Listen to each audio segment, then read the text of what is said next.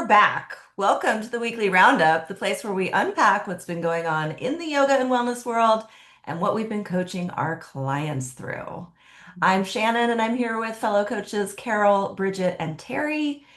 And we were talking about a bunch of stuff before we started the recording here, so I'm gonna pass it to who wants to start us off? I Me? nominate Bridget.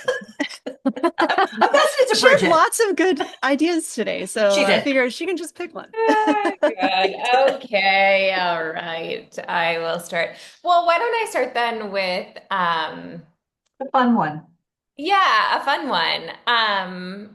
Is I wanted to just share something I've really learned over the past 18 months or so. And it's definitely one of those lessons in business, I think, that you learn many times if you're lucky enough to learn it. And so for those who don't know, I became fully remote about a year and a half ago from my studio.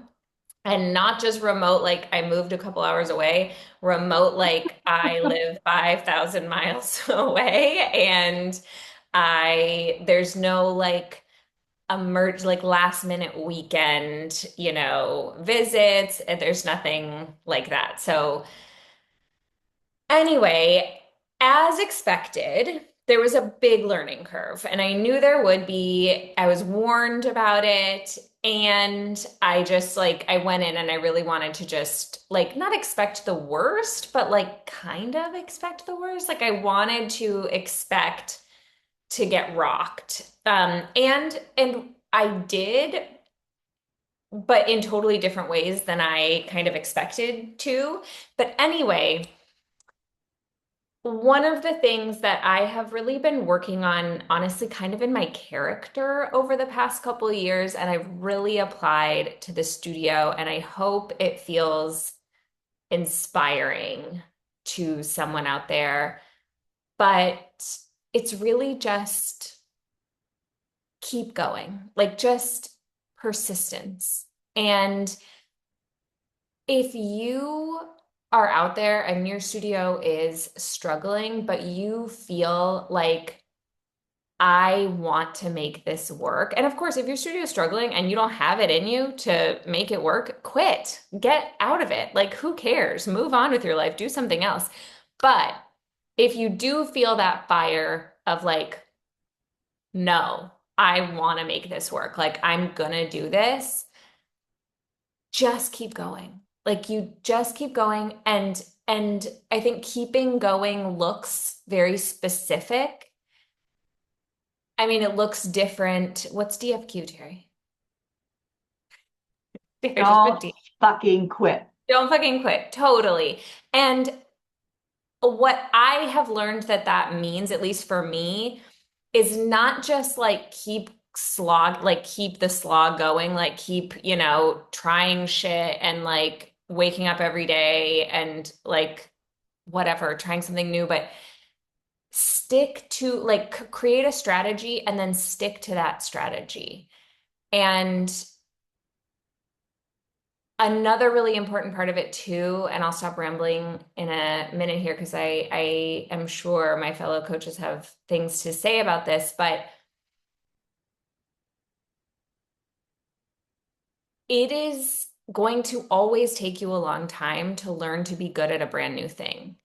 And like the thing I've really there's been many things, but remote ownership, one of the things you really learn is like you have to deal with things without coming in and being the savior. Like you have to, there is no other option but to figure it out. So that's one thing that has been such a blessing because I used to be able to just go in. Like if we had a sales team that was underperforming, it's like, whatever, I'll go in and I'll be the sales team. Or if we had a teacher quit or whatever. And it really has made me have to put in the processes. It's made me had to get so good at marketing. And marketing was something that I was not good at. I was not good at it, and we never really needed it. And for a million reasons, I needed to get good at it in these past couple years. And I am finally seeing those results. And we had so many first, we are having the best last 30 days in terms of first visits that we've had, probably not ever, but all like in maybe 2 years. Our conversion rate for all of the intro offers that have expired that were bought in June across both of our intro, we had two intro offers right now. One's like a deal we're marketing on Meta, and one is like our regular one, is 75% conversion from intro to membership. And our regular one is 90%. And like I keep waiting for it to dip down once these other ones, and I do expect it to not be that at the end, but it keeps staying as like more and more keep expiring, and it keeps staying so high. And it's just, it really, there was so much that happened in the past 18 months that made me want to fucking quit. And also, I got the advice from many, many advisors to sell and get the fuck out. And I didn't want to. I did not want to. It was not the right thing for me, even though every person who I consider smarter than me said I should do it, but I just didn't want to do it. And so I didn't, and I just stuck to it. And there's plenty more coming down the pike for me, I'm sure. But I'm finally starting to relax and be able to see the fruits of my labor. Terry, what do you have to say? I have several things to say. First off, congratulations, Bridget. And second off, this is a great segue to talk about the summit. Because when I started thinking about it, when you said, and Shannon put hashtag goals, right? And when you said you have that one thing that you focused on, and it was the target, we talk about, it's not just a goal, it's like, what is the target? This is the target I'm going for. These are the strategies I'm going. And we just know that if you keep working those step by step by step, then you will achieve the success or achieve the aim, the target that you're reaching for. And the way to do that, as you said, is you just sometimes you just got to slog through it. And having that singular focus helped you because you've had a lot of other stuff happening in your life, but it's like, I'm sticking with this one thing because I know this is what I need to do. And so that's what we talk about at the summit. What are the targets? What are the things that are really going to drive the business forward?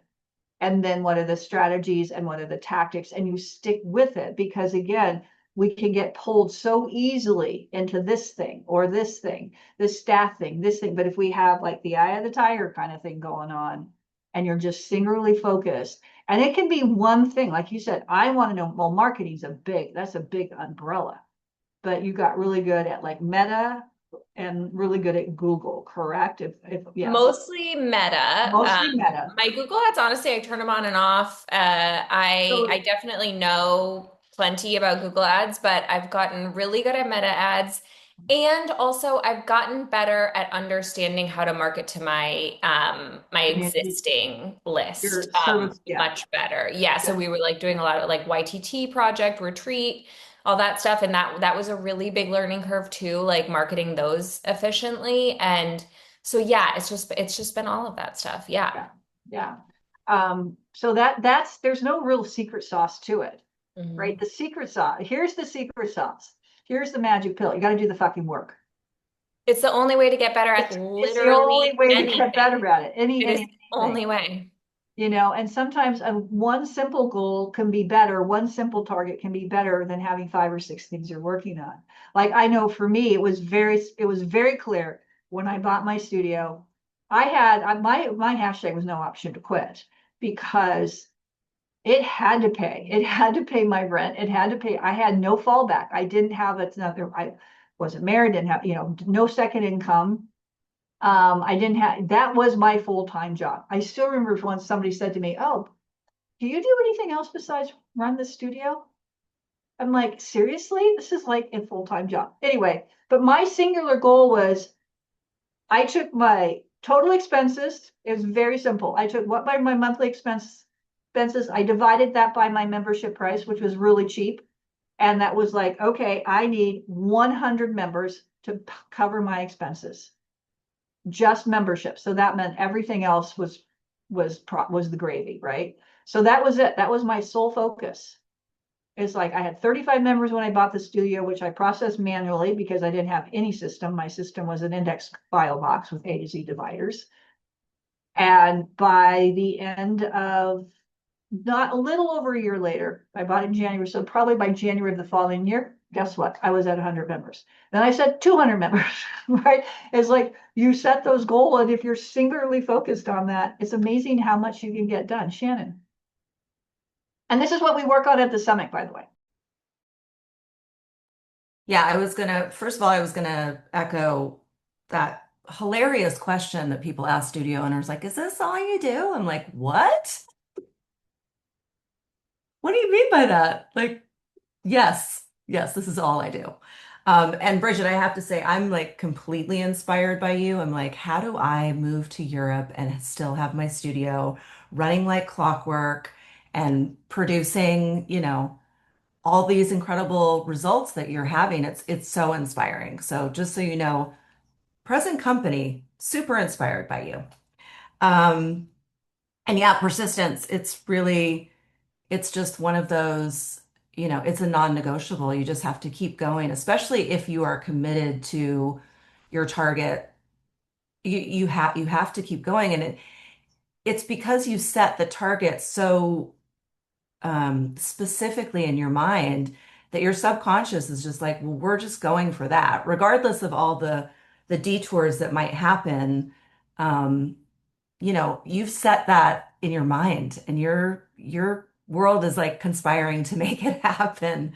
Um, I know that for me, persistence was relocating after 11 years as a studio owner and basically like saying, I quit. Like, I don't want to. I had the opposite, I had the opposite experience that you had, where it was And I like, remember that phone conversation quite clearly. I had the opposite experience where I was like, I am done. I am done. And it was like, for whatever reason, like the things lined up in order for me to move into this other space, and it became the greatest thing ever. And you know, I think it's because of the strength of the human mind, of the subconscious mind, and planting that intention is really, I mean, intention's very yoga. I Target, Target, I think hits it really well. I mean, intention is fine, and that's what it is. Like it there, I mean, yeah, I save my most woo-woo stuff for I guess another podcast that doesn't exist. But Well, but it's I not, yeah, Bridget, it's not yeah. woo-woo No, because it's not. that's what we understand about our mind, the mind, is so infinitesimal, even as Totally. far as science has come. And there's so much research on when you look at like top performers and top elite athletes and it's like doing the visualization in your mind, having that clear specific goal. There's actual scientific evidence that that makes a difference. So that's not woo woo at all. It was woo No, woo it's maybe not. before, but now science has backed up the woo woo. So maybe it's sufu or Yeah. sumu. It's science moo. I don't know. Saifu. Saifu, saifu, So Saifu. saifu. We have a new word. Totally. It's saifu. Totally. And, just talking about athletes reminds me of what I just really, really, really learned. Like I kind of rambled before, but if I could distill it into one thing, is like 30-second elevator pitch. all the best results you're ever going to get comes from you becoming an expert in whatever you are trying to do. If you're, and this is, I see this all the time with clients trying to train a sales team when they are not good at sales yet.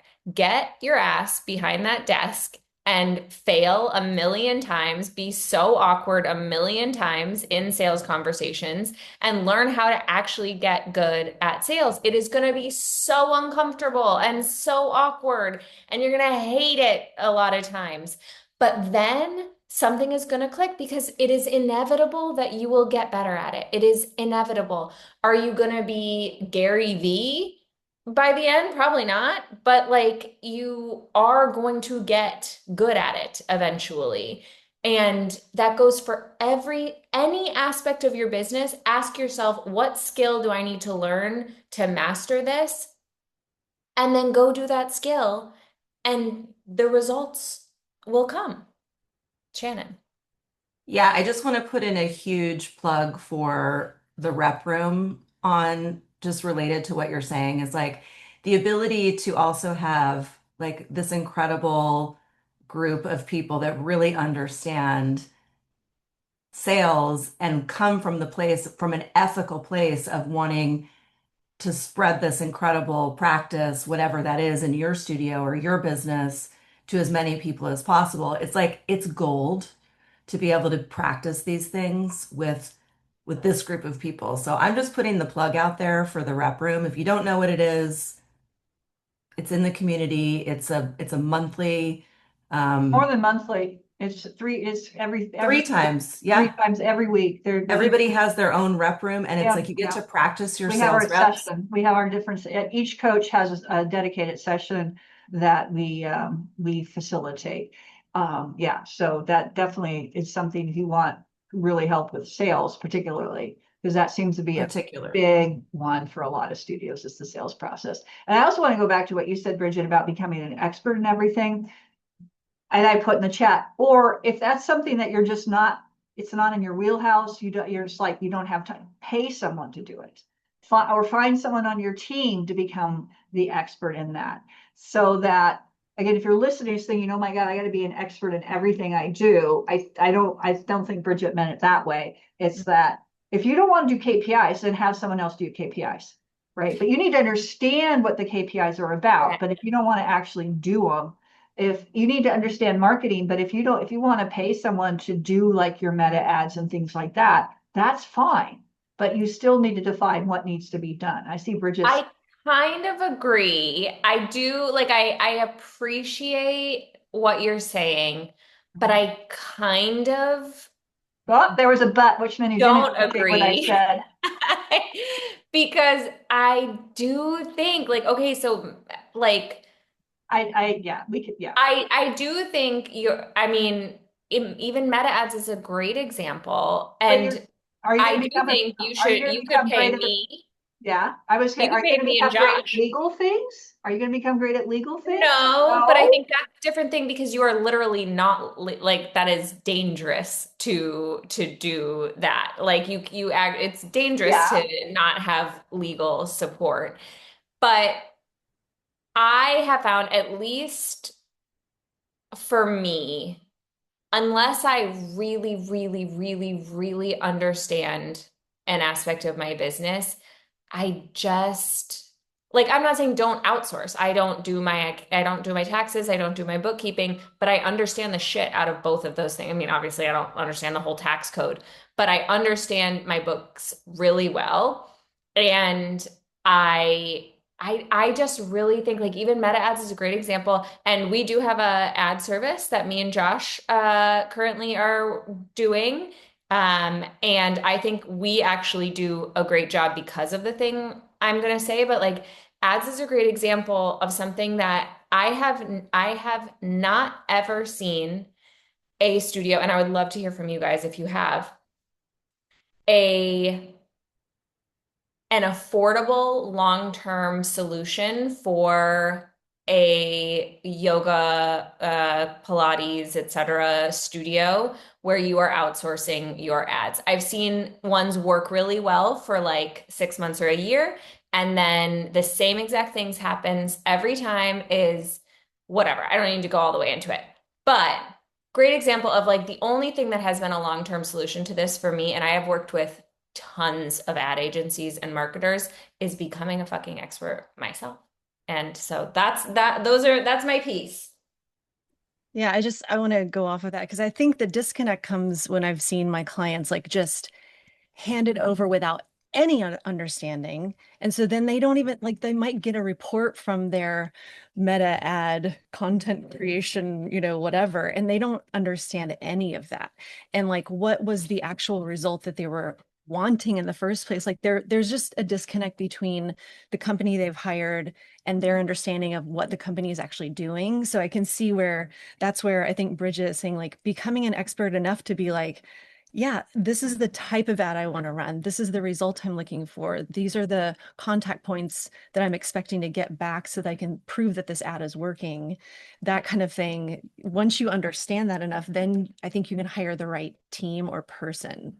And to Terry's point, like, if I knew that enough, I would definitely like hand it off to someone else, because it's not my jam. But so I think that's where there's like room for both, but I think that's where we see. I've seen people that I work with that are saying like, I don't know, I'm paying like X amount of dollars a month for this service, and I don't even know. Like, I'll ask them like, okay, well, what ads are running? Well, I don't know.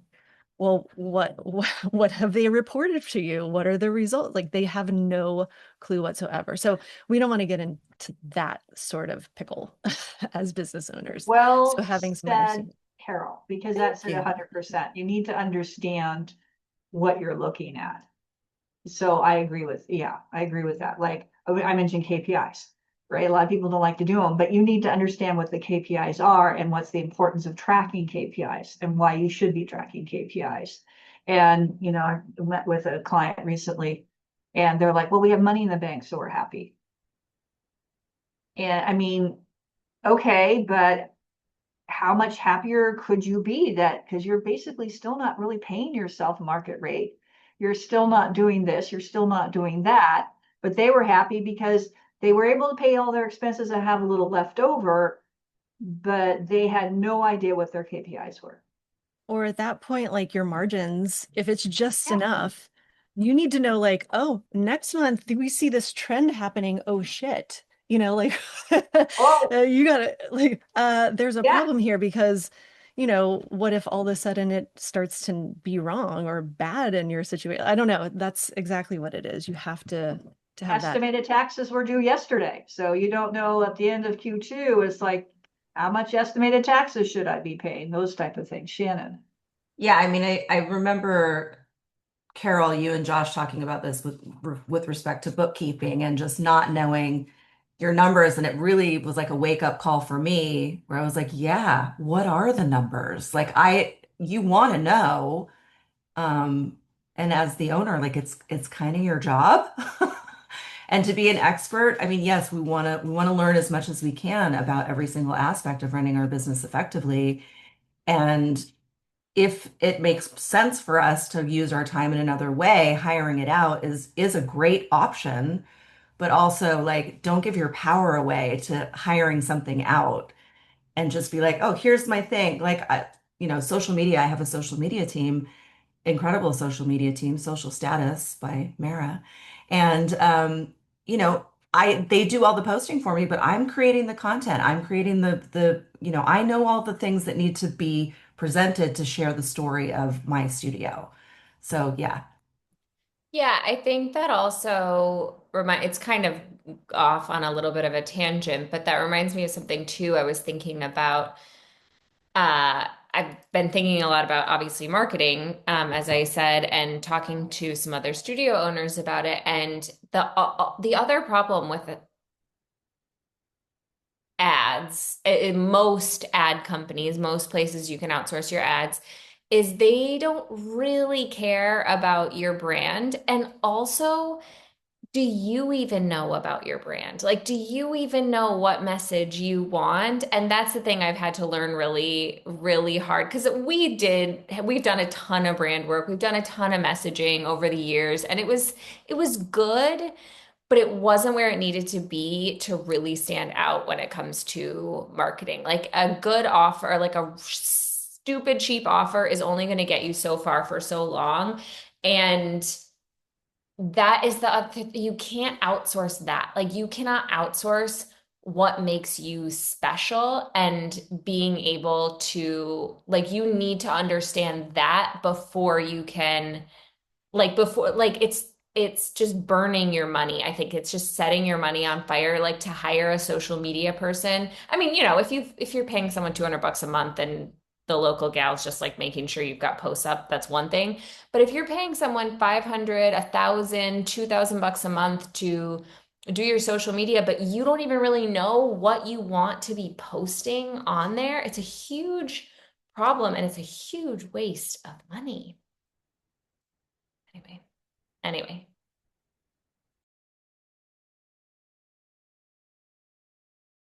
What else? What else? Terry? Well, I don't know. There's so many ways, so many things we can go. I guess, so just checking in. Where are you at? It's basically, well, technically not halfway through summer because solstice is, but how's summer going? What's going on? And speaking of marketing, what were you doing the last 2 quarters to make sure you're staying busy during the summer? And, maybe this is a good time. Oh, I'm going to segue it this way, Bridget. This could be a good time.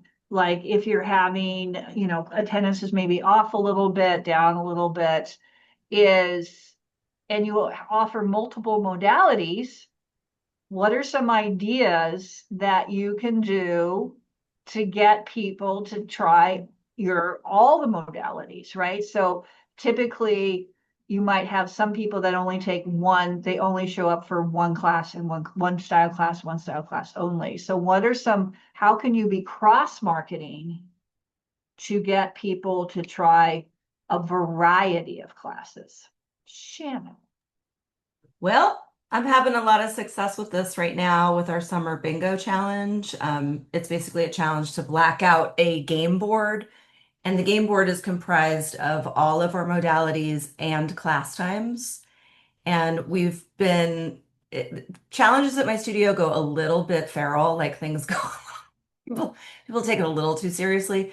But the one really great story is that I have this guy who just only does one class, only does one class. And we put the board up and he was like, when's that class? And who teaches that class? And what's going on with that class? And I'm like, well, you're going to have to go and find out. All of a sudden, this person who only does one style of yoga is now doing yoga sculpt and he's doing Inferno Hot Pilates. And like, he's a little bit obsessed with Inferno Hot Pilates all of a sudden. And it's really just such a cool thing because it's starting to cause a ripple through the rest of the yoga community where they're like, really? You're doing that and it's good? And he's like, it's awesome. So we're having a lot of success with that. It's really fun to watch. I love that. And, actually one place to start is what do your class descriptions say? I did a workshop about your class descriptions. And so that's a good place to look. If people are only, who are you marketing this class to? And instead of saying, and this again, where you could tie into, you can look at using your marketing software to drill down and like, give me a list of anybody who's never tried this modality. And you can build a campaign around that. And you can then send to this, hey, Shannon, Bridget, and Carol, here's this class. We've noticed, here are the benefits of it. So specifically, here's the description. Here's what it's good for. Here's how it complements the other class, the modality you're taking. So that's the other thing is just because you have all these modalities, you got to make sure that you're cross-marketing the modalities and starting with what is a good class description. And class description should be designed for one thing and one thing only, to sell the flippin' class and to get people to book it. So the call to action is book this class. And it's like, what is it? Why would I want to take it? And what am I going to get out of it? It just, every class description should answer those 3 main questions. They should be short, simple, concise, so that people can know in a few bullet points, wow, I want to take this class. Carol. Well, I just wanted to springboard from that and say, once you have that, your team should understand this and be able to communicate it. Because we've been, in studios and we'll ask the front desk, well, what is this class for? Who is it for? What's the result? What's the outcome that we're going for? And they just, it's almost the same explanation for each class, or modality. So I think that's once you've defined that, Yeah, they're deer in headlights, exactly, Shannon. Like, I don't know what it's for. So they need to be educated. And then I'd say to go beyond that, like, even though it's in your class description, I would also suggest having your teachers, because they understand it now, they could even talk about, well, this is going to help you in, if I'm teaching, I don't know, an Inferno class, this is what's going to help you in your other class. They are actually talking about it too and educating the students on how these all fit together and work together. I think I love that, Carol. You're 100% right. It's the ethos of the community is that you're always talking about how the classes fit together and that and that sometimes they don't. You're right. Sometimes people put a class on the schedule because the teacher wants to teach a class. And that's where you have to really look at, is this actually going to enhance my schedule? Is it going to fit into my schedule? Is it what our brand is? Right. I go back to your client, Carol, Susan Smedley, who owns Resilient Soul Yoga in Loveland, Colorado. Susan, if you're listening, shout out to you. She really nails her brand and she knows exactly what she is and exactly what she isn't. And you're never going to see a hot Pilates. You're never going to see a hot class on your schedule. You're never going to see a HIIT class. You're never going to see a power vinyasa class because her studio is all about decompressing. It's slow, it's meditative, it's relaxing. It's not meant to be Restorative. that, yeah, very therapeutic, that type of thing. And that's what she's leaned into from day one. So if a teacher comes and say, hey, I'd love to add a power yoga class to the schedule, let's give it a try. I would bet Susan would be, well, not really what our brand's about. Yeah. So that's the other thing is be mindful of the schedule creep, Bridget. Bingo. Yes, so many good. I wanted to give a little context because I think it kind of gets to the why of like, why does it matter that people are going to that people are trying your other class types? And I have a client who told me, and it was a very proud coach moment. She said, I looked at the data and this is what I saw. And it was so special. It's something we've been working on a lot. And she said that the data told her that the people who went to many different class styles on her schedule when they were on their intro offer were the people who converted to membership. And so at first she kind of thought, okay, well then that means maybe that's who I should really focus on. Like the people who are that's who I should target. And I was like, okay, great, but let's hold on a minute.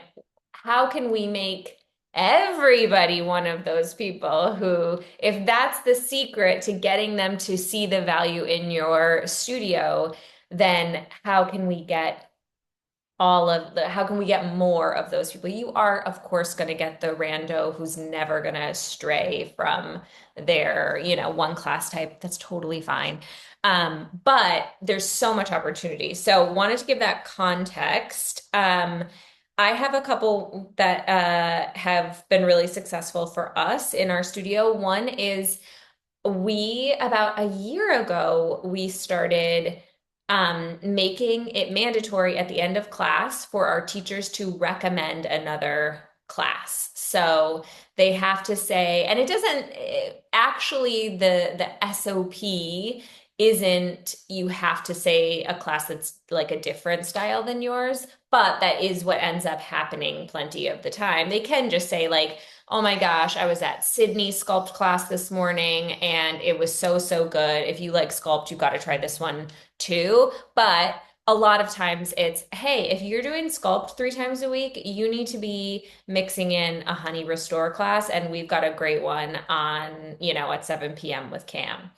So that is something that has been great. And also, I think ultimately has contributed to our 88% conversion to membership rate that we've got going on right now. So I think that's been really great. Also, whoever's working your sales, like Carol was saying, the front desk has to know. And so this can be in person, this can be over text. We do a lot of manual texting as part of our sales process. So not automations, but actually text going out from our staff. And they are trained to encourage people towards other classes. Like, hey, I noticed you've been to a couple of our flow classes. We've got an incredible restore and sound bath on Sundays that I think you would really love to, or whatever. If you love Jen's class, whatever. So weaving that in, making that literally a mandatory part. If your salesperson is noticing that they're just going to one class type and they've been to about three, to start the conversation about getting to other class types. And then the last one I have is weave it into your pipeline through your email, like your automation. So if you've got a great intro offer automation, which hopefully you do, like, so these are the emails that they're just automatically getting as they're on their goal offer. Use that time to educate them about all the different class types, why they would want to go to one over the other, et cetera, et cetera. Terry, take it away. Question for your client that did that. Was there a specific thing that they did? I'd be curious to know about that because I have sometimes people will do with, with new clients, whether it's a direct to membership or intro offer, is they'll do like a little bingo card in their welcome gift where like having like when you go to each class. So however many modality, maybe the same thing, Shannon, like you have at your studios, like here are our modalities, here are all the class times. And like they, getting them to play a little bingo and then they get a little something, something. I mean, that will appeal to people who like gamification, which would be it wouldn't necessarily appeal to everybody, but that's one thought I had while you were talking, Shannon. And then Bridget, what was there something specific that your client did that created that? That created the problem. Oh, you're muted. You said that they found this to get the people to go. Was there one specific thing that they did? No, no, she just noticed. This is Oh, we I just see. had this conversation. She just noticed that pattern. She was That noticing pattern. like, Gotcha. oh, the people who don't convert, they've often only gone Oh, to one class type. So we're gotcha. just at the very beginning of trying Okay. to shake this up a bit. And that, that's a really good call out too. If you're struggling with conversions or looking at those patterns in your conversions, you can look at those when you do your KPIs and stuff like that as well. So yeah, I love that idea.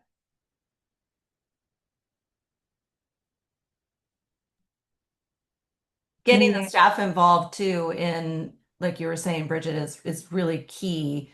I was at the desk earlier this week because I've been teaching a lot of classes due to summertime, and we can talk about that next. Um, and listening to my front desk person like really struggle with describing a class and why you would go to that class. And it's usually because the person at the front desk is also only attending one type of class or only works one type of class. And so it is another opportunity to rally your team to be like, this is what, have you looked at our class descriptions on the website? Have that available for them to see while they're at the desk, That should be part of everybody's onboarding process. for sure. It should be in the SOP for onboarding that in addition to training the front desk on their sales process and all those SOPs that go along with it, there should be some time spent training the team, like what Carol said, is on what this class is, who it's for, why it's good for, as well.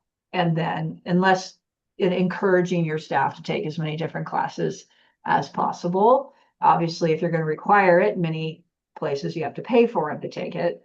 However, it is something you can encourage so that they understand better the type of class it is. So there's something for you. If you don't have your SOP for onboarding, and even with the teachers too, again, because just because, a teacher might be a flow teacher, but doesn't understand a hit class and vice versa. Yeah, Yeah. it's part about it's that alignment piece where Mhm. everybody on your team understands the value Sure. of your business and what Yeah. you're offering to people. And if you offer multiple modalities, how they weave together and complement each other and all the things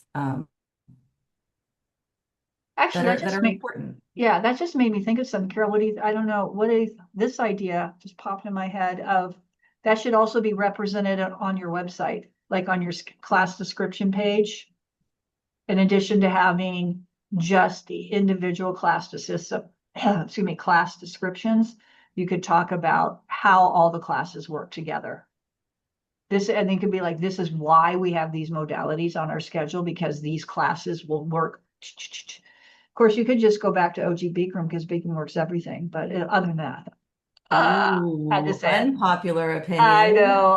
Boom. I just had to throw that in there. Had to throw that in there. But I mean, that's something else to look at your website. And again, going back to, I did the workshop on, class descriptions. And then, like I said, just popping in my head, do you have something on there that shows, talks about why you choose? Oh, here's a good one. Why we chose to have these modalities on our schedule. This is why. This is the why of these class modalities. Again, and then that makes it even more like easier and easier when people approach you to add a class to the schedule, like slow flow or slow yet. Those are two of my favorite ones. Slow, Flow, slow, flow. slow go. So I mentioned something in my previous comment about how I was at my desk helping my front desk because I was teaching a class, and I've had to teach several classes recently as the owner because I have 7 teachers unavailable to teach right now. Anybody got any advice for poor little Shannon over here in Ventura, California, with multiple teachers traveling for months at a time, people sick and having surgeries and, unfortunately having, just life situations happen. Yeah, SOS over here, coaches. Also, wait, where exactly is Ventura on the coast? We're north of LA, south of Santa Yeah. Barbara. So like we're between Okay, so Malibu and Santa Barbara. still Southern We're California. Central Coast, Central It's Coast. yeah, technically Central Coast.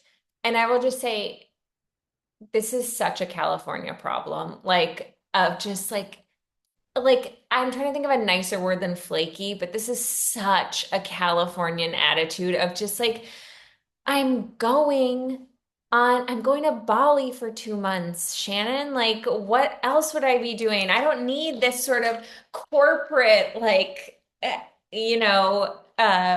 whatever shadow behind me all the time. Like, this is just so Californian. I also own and run a yoga studio in Southern California. And I remember one summer, it was just like I still have PTSD from that summer. I just no one was there. Everyone was felt so entitled. And you know what? I mean, I'm the queen of being like, I'm off for 6 weeks. So like, don't, I mean, whatever. I mean, I'm making fun of something that is very much me, but one summer was so bad and I just wanted to quit. I wanted to close the fucking studio. My staff was mad at me. Like I wasn't handling it well. I was being bitchy in like like I was so angry at everyone. So the only other thing I was gonna say, and then I do have other ideas, but I'll wait. But I just want to say that I'm really jealous that you're teaching so much because I miss teaching so much. And I know you can't appreciate it when you're in it doing all the teaching, but I miss it. I would kill to be teaching a bunch of classes I right don't now. miss I anything. wanna say that it has been incredible teaching, and I love it so much, and the feedback that I get is so incredible. And I'm hosting a retreat next month, and like it all works out for the right reasons. And also asterisk, next summer, we're gonna reduce the schedule further because I'm not doing this again. Carol, what did you do at your studio, Carol? Well, it wasn't exactly the same, but I had like a girls' weekend planned one time, and then all of a sudden, all these people like put in requests, and I was like, I should be able to leave. I planned my trip, and all these other people are, going off, and I got really pissed off because what I realized, I didn't have any expectations in place for the staff on, like, if you're going on an extended vacation, et cetera, et cetera. So we were actually very free with, hey, you own this class. If you trade with somebody else and can get that situated, great. Because I did not want to, like, you know, control the trade situation and have to, like, be part of that. They could do that on their own, which was great. But what I realized is that we needed something that was specific to, like, extended vacations so that, people weren't overlapping. And so I don't know, we came up with a whole rubric of, if you're going away for this long and you have this many classes, we'll help you up to, like, it's on you to do it, to trade up to this number. And then after that, we'll start to help you. And you need that request in, because if somebody else has a request, we might say no because we need coverage. And we're not going to be that studio that cancels classes because we don't have teachers. That wasn't the way we rolled. So that's when we had a new SOP created for trades and vacations. Go ahead, Shannon. Yeah, I mean, And some things happened. Sorry, go ahead. Like, no, that's shit exactly what I pops was up. going Yeah. to say. Where you're going next is exactly what I was going to say, which is we have the things in place and everybody did request it and everybody did get their classes covered. And then lettuce happened or berries or whatever is going on out there right now. I mean, you can't control Stay away it. from your salads, people. Do not eat a salad with raspberries right now. Just don't do it. Well, the other thing I mean, yes, obviously you can't account for illness, right? Illness or injury last minute. But the other thing is, for a lot of subs, I hear it's like the schedule's set at X amount of time out. And after that, it's locked down. And then the only way you get a sub is if you're sick. So like if, let's say it's locked down 2 weeks, a rolling 2 weeks, right? And I decide this weekend I want to go away. I can't because it's too late. And and the other thing I think what you mentioned, Bridget and Carol, is you got to set the policy and then be prepared if, again, because so many yoga teachers maybe only teach once or twice a week. And it could be like, yeah, you can go away, but there's no guarantee your spot's going to be available when you get back. Because I one time decided to take, it was more than I took basically 2+ months off in 2014. It was before it's actually when I decided maybe I should put on the studio to help out with my mom aftercare for my mom after she had major surgery. And, I knew, and they all said, well, I said, I get it. I wasn't worried about that. But that could be the way to put it. Look, you can take this time off, but we cannot guarantee that you'll have a spot on the schedule when you get back. And then be prepared as the owner to stand with that. And then it kind of goes to thinking about, we've talked about this, it's been a while, but having your core group of teachers. So have a core group of teachers that is teaching, maybe depending on the how many classes a week you have in your schedule, teaching a core group of classes. Like maybe it's 3 to 5, depending on, like, or if you have multiple locations, you can have a full-time teacher that's teaching 8 to 10 classes a week. You get someone in there, you get a core group of teachers that's teaching the majority of the classes. Then you can have a secondary group that is slightly less, and then even the tertiary group, which is like the subs and the one-offs kind of thing. And I think helping that can, I don't know if it would solve problems, but, and then having policies like, look, Shannon's already requested time off. Sorry. You're going to have, especially for that core group of teachers, for sure. Bridget. Yeah, I think definitely um, leaving Shannon's situation aside, because I know that this is not what she's dealing with, but speaking to something Carol said about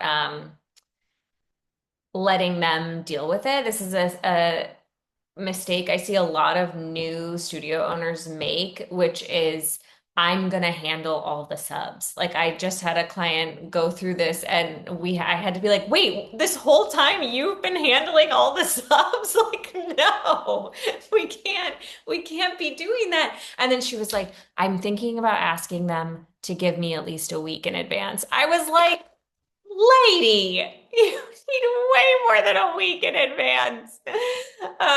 So yes, I just think this is so important. Like we think we need more control. And you absolutely need to put guardrails up. We certainly have teachers who are not authorized to sub certain classes. We've had teachers over the years, we don't really have any right now, but we've had teachers over the years where we're just like, you're not authorized to sub without approval from me or management or whatever. So you can make little things like that, but otherwise, let them deal with that. That is totally not your business. The other thing we ran into, this was in my subbing summer of hell, was I was just getting really resentful of the teachers who are not subbing at all.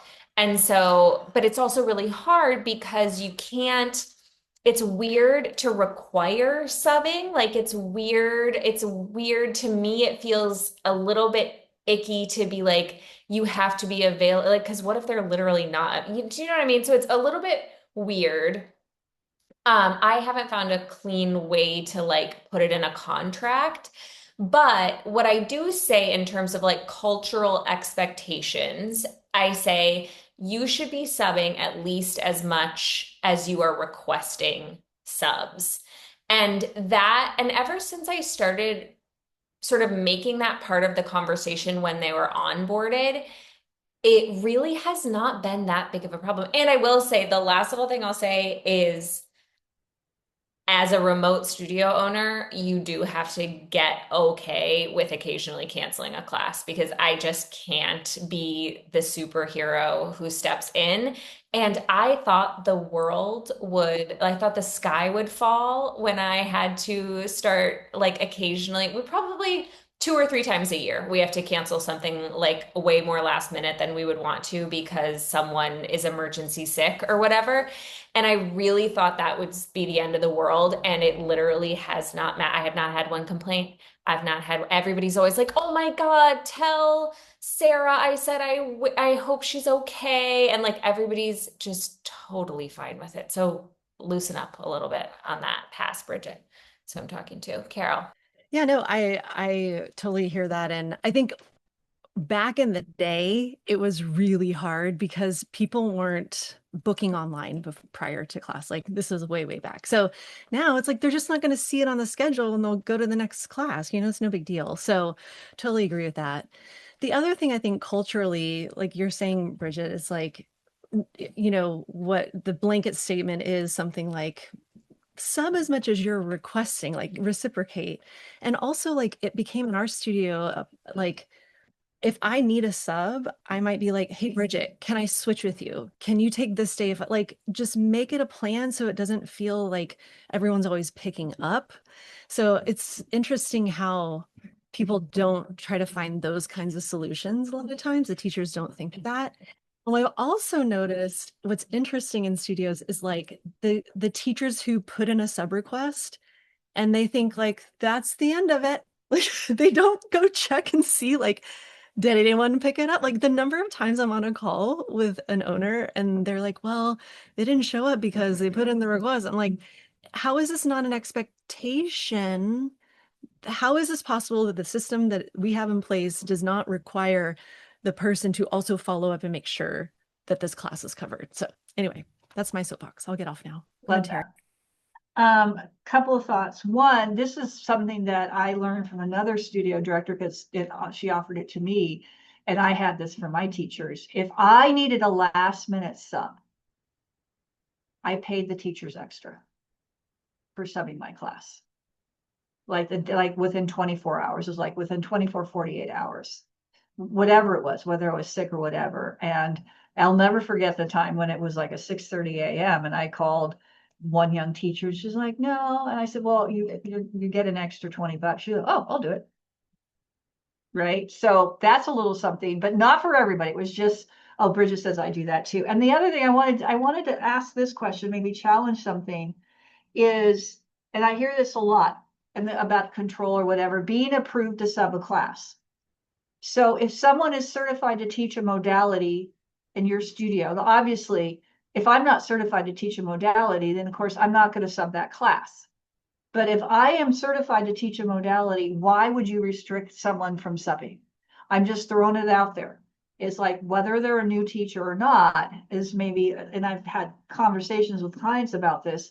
It's like, well, they went to teacher training, you've hired them, you have confidence in them. So now you're basically saying, oh, but not enough confidence that I'm going to let you sub the primetime class that Bridget teaches. Why would we do that?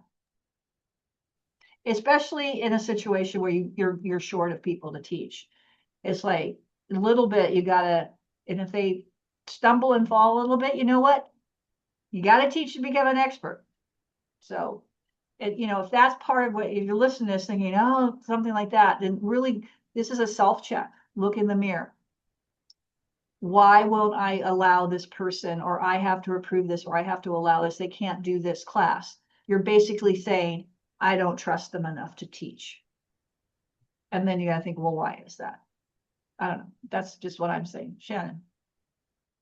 Yeah, with respect to approving switches, like if you're on my sub list and you've already gone through a full vetting process, meaning you've already taught an audition class, you've already been onboarded in all the SOPs and all the things that we do at my studio, like of course we're gonna approve you. And I don't have anybody on my sub list who I wouldn't approve. I just don't. And additionally, I was going to say having that extra layer, like Bridget was saying about a client that she has, like you're doing all the approving? Like, no, no, no, no, no, no. Having that extra layer as my studio coordinator is, I'm transferring that to her because I don't really need to know who's teaching what. If you're on my sub list, you're approved to teach a class. And if you teach a class, if you're scheduled to teach a class, it's your responsibility to cover it or teach it. Period. The end. I mean, we're all adults here. And yeah, try to do a solid for your teammates. Like if you're the one constantly asking for coverage, be a bro, be a good person and offer to teach something for them. Like to me, it's just like this is just normal way of thinking. Well, and this also could bear into if you're running a performance-based pay model, is like to get your top tier, there's expectations that if you want to get the top tier rate, you have to hit these benchmarks, boom, boom, boom, boom, boom. And I have several clients who have this put in, is that you have to teach a minimum of 80% of your classes other than approved time off or sickness in a given period. So that if someone's always perpetually wanting subs, then that's fine. And if they get covered, but you're never going to get that top tier until you're maintaining this. So that's another way, again, with like a core group of teachers, is that you can, say, hey, here are the expectations. You want this top tier rate. You qualify for this, but here are some of the conditions. In addition to this, this, and this, this is the expectation.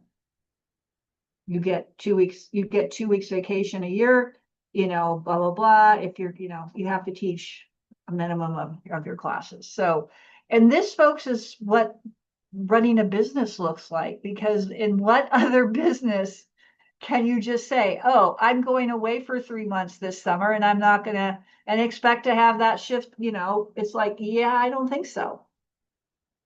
So yeah. Hashtag yoga teachers, I know. And that's fine. Anyway, okay.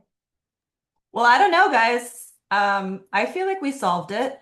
Wrap. And I think that's a wrap. So that's a wrap on this week's weekly roundup. Tune in every Friday and make sure you subscribe to the show on Spotify, iTunes, YouTube, or wherever you're listening from. And we will see you next week. Bye. Bye.